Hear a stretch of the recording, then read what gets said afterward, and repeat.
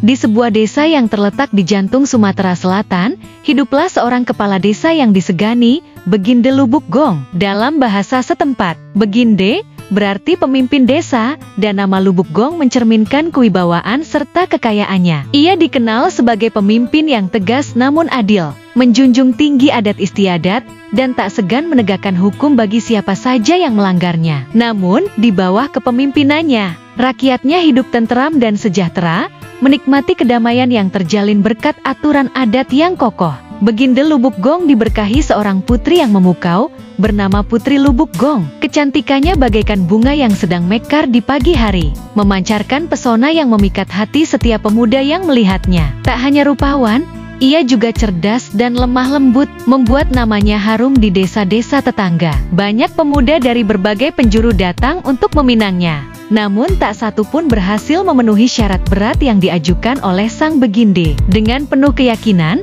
ia menolak setiap lamaran, menanti sosok yang benar-benar layak untuk putri kesayangannya. Suatu hari, rombongan utusan dari desa lain tiba di kediaman Beginde Lubuk Gong. Mereka datang atas nama putra seorang Beginde yang ingin mempersunting Putri Lubuk Gong. Dengan penuh hormat, juru bicara rombongan menyampaikan maksud mereka. "Maaf, Tuan," ujar sang juru bicara dengan nada sopan.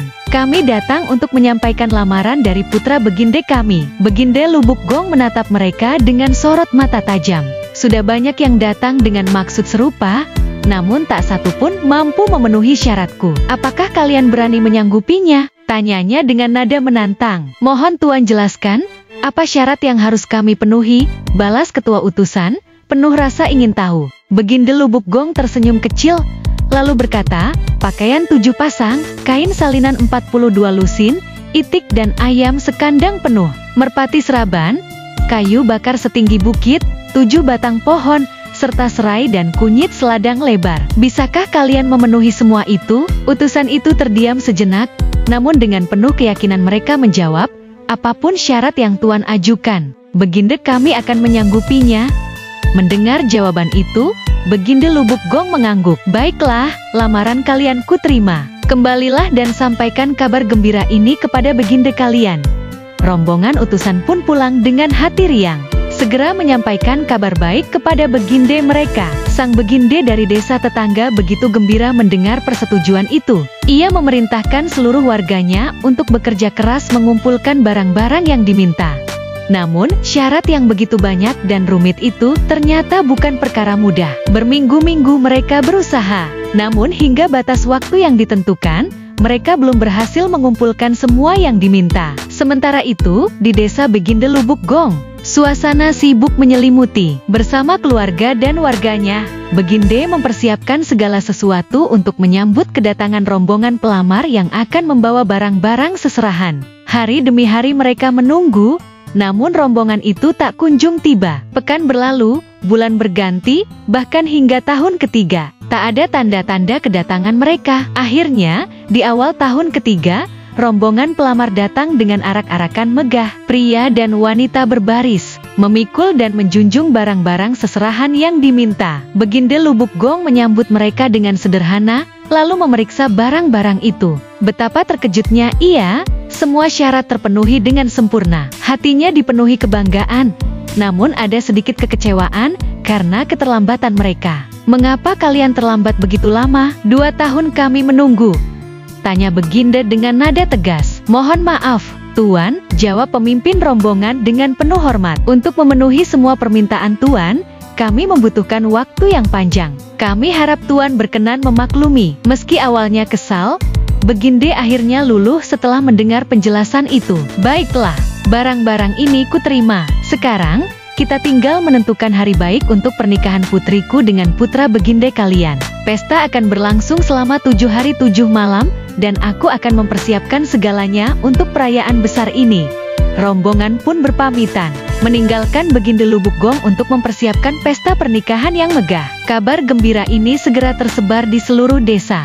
Rakyat bergotong royong menghias jalan-jalan dan kediaman Beginde dengan penuh semangat. Untuk memenuhi kebutuhan pesta, Beginde Lubuk Gong memutuskan untuk pergi ke negeri lain guna berbelanja. Bersama para pembantunya, ia berlayar menggunakan rejung, perahu tradisional yang megah. Karena banyaknya barang yang harus dibeli, perjalanan ini memakan waktu hingga sebulan lamanya. Di desa lain, putra Beginde, sang calon mempelai pria, mulai gelisah menunggu kabar. Tidak sabarannya memuncak ketika desas-desus menyakitkan sampai ke telinganya.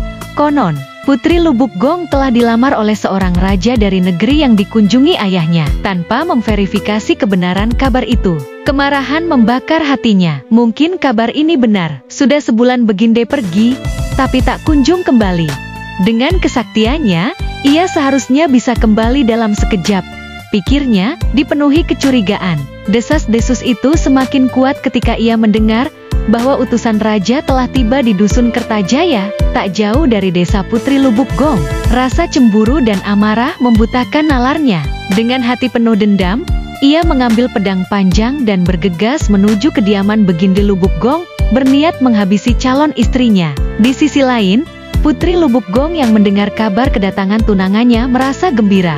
Ia bersolek dengan hiasan terbaik, mengira kedatangan itu untuk bersilaturahmi. Namun, betapa terkejutnya ia saat melihat tunangannya berdiri di ruang tamu dengan wajah penuh amarah, menggenggam pedang. Sebelum ia sempat berkata apapun, pedang itu menebas lehernya. Putri Lubuk Gong ambruk, nyawanya melayang seketika. Ibu Putri Lubuk Gong, yang menyaksikan tragedi itu, menjerit histeris. "Mengapa kau membunuhnya? Apa salah putriku? Ia begitu menantikan kedatanganmu," serunya dengan penuh duka. "Diam, kalian telah mengkhianatiku. Aku dengar utusan raja sudah tiba untuk melamarnya. Beginde Lubuk Gong telah menjanjikan putrinya untuk raja itu," bentak putra Beginde, dipenuhi kemarahan. Sang ibu berusaha menjelaskan bahwa kabar itu hanyalah fitnah, namun putra Beginde tak mau mendengar. Dengan hati hancur, ia hanya bisa menangisi kepergian putri semata wayangnya. Warga yang mendengar jeritan itu berbondong-bondong datang dan terkejut melihat Putri Lubuk Gong tergeletak bersimbah darah. Salah seorang warga segera berlari menyampaikan kabar duka ini kepada Beginde Lubuk Gong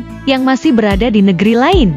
Dengan kesaktiannya, Beginde memerintahkan angin untuk membawa rejungnya kembali ke desa dalam sekejap. Sesampainya di rumah, ia memimpin prosesi penguburan putrinya dengan hati penuh luka. Kemudian, ia memerintahkan pengawalnya untuk menangkap putra Beginde. "Tangkap pembunuh itu dan bawa ke hadapanku hidup-hidup," perintahnya dengan suara menggelegar. Tak lama kemudian, pengawal kembali dengan putra Beginde, tangannya terikat. Beginde Lubuk Gong menatapnya dengan mata penuh kemarahan. "Kau telah membunuh putriku, nyawanya harus kau ganti. Mulai saat ini, kau tak boleh kembali ke desamu dan harus tinggal di sini sebagai hukuman."